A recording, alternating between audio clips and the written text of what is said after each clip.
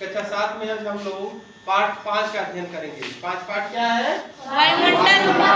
वायुमंडल को अंग्रेजी में एटमॉस्फेयर कहते हैं। एटमॉस्फेयर वायुमंडल। वायुमंडल की सबसे पहले जानेंगे परिभाषा। वायुमंडल किसे कहते हैं? पृथ्वी के चारों तरफ या चारों ओर विभिन्न गैसों का क्या है? मिश्रण। मिश्रण किसे कहते हैं? क्योंकि सभी जो तत्व है ये निश्चित अनुपात में नहीं है। ये किसी का कोई बढ़े हुए अनुपात में है, कोई ज्यादा मात्रा में है, कोई कम मात्रा में, तो इसीलिए इसको मिश्रण कहते हैं। ठीक है, तो ये जो पृथ्वी के चारों तरफ है विभिन्न गैसों का एक मिश्रण है, इसी का आवरण बना हुआ है।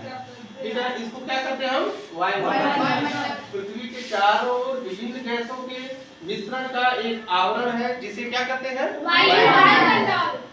वायुमंडल में सबसे अधिक क्या पाया जाता है? 78% पाया जाता है। उसके बाद ऑक्सीजन। सभी लोग जानते हैं कि हमारी प्राणवायु है।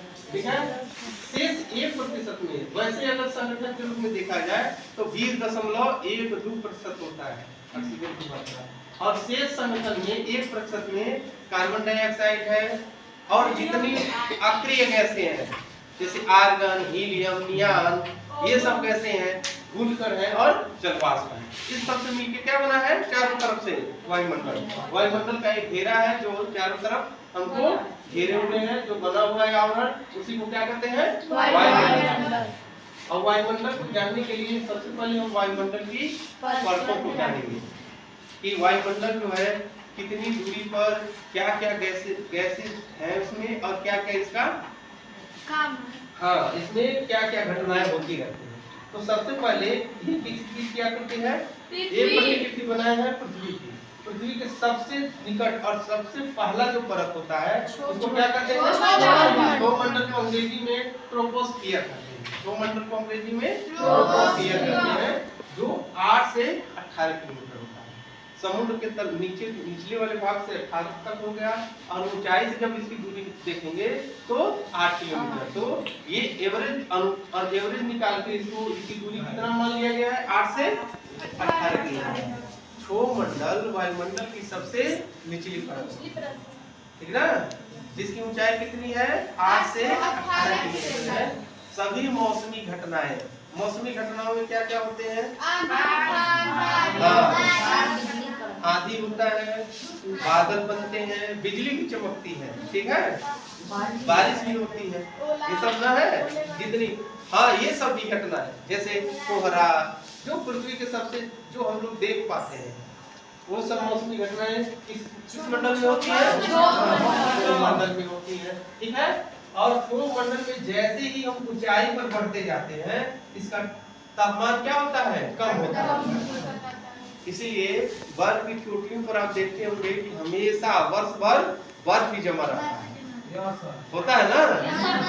तो इसकी जब इसकी ऊंचाई पर जाएंगे तो तापमान क्षोभ मंडल के ऊपर 18 से 50 किलोमीटर की ऊंचाई पर कौन सा मंडल?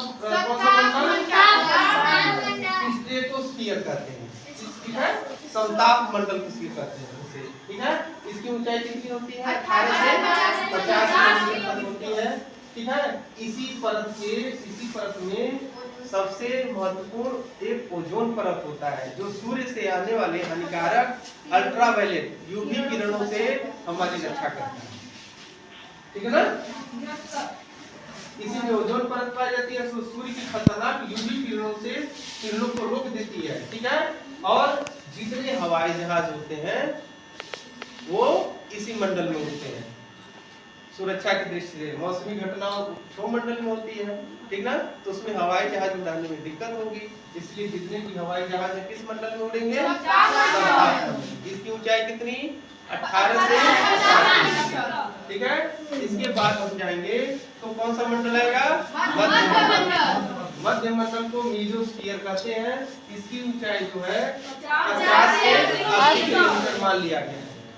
50 से 80 किलोमीटर मान लिया गया है, ठीक ना। यह वायुमंडल की सबसे ठंडी परत है। यह वायुमंडल की क्या है? सबसे ठंडी परत है। ठीक है, उल्काएं इसी परत में जलकर नष्ट हो जाती है। जो कभी कभी हम रात में छत पे या बाहर खुले मैदान में रहते हैं तो हम देखते हैं कि कोई ऐसा गिरता है, आग जलते हुए गिरता हुआ, ठीक ना, ऐसे कुछ दिखाई देता है ना, उसी को क्या कहते हैं हम उल्का पिंड कहते हैं। वो उल्का पिंड कई ऐसे क्षुद्र ग्रह चाहे ऐसे विखंडित भाग हैं जो पृथ्वी के वायुमंडल में आते ही क्या हो जाते हैं, घर्षण से जलने लगते हैं और जल के क्या हो जाते हैं, समाप्त हो जाते हैं। ये सब घटनाएं लगभग किस मंडल में होती हैं, मध्य मंडल में होती है, ठीक ना। और ऊंचाई पर बढ़ने पर तापमान क्या हो जाता है, इसमें घटता जाता है। जब सबसे ठंडा मंडल यही है तो ऊंचाई बढ़ने पर और तापमान क्या हो जाएगा, इसमें घटेगा, ठीक है ना। अब मध्य मंडल के बाद हम कौन सा परत देखेंगे, तापमंडल। तापमंडल में ही एक अन्य परत होता है जो इसी के अंतर्गत आता है, उसको क्या कहते हैं, आयन मंडल। इसकी ऊंचाई कितनी होती है, 80 से 400 किलोमीटर तक, 80 से 400 किलोमीटर होता है, ठीक है ना।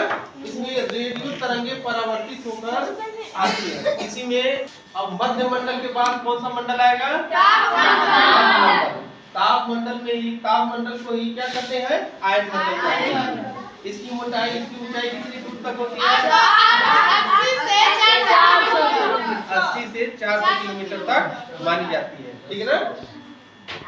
इसमें सबसे जो महत्वपूर्ण घटना है, इसी में आयन मंडल होता है जो हम रेडियो सिग्नल भेजते हैं, ठीक ना, जो टीवी से लाइव प्रसारण देखते हैं, ये इसी मंडल का देन है, क्योंकि इसी मंडल से रेडियो तरंगे परावर्तित होकर फिर से पृथ्वी पर आती हैं। जैसे मान लो कहीं ब्रिटेन में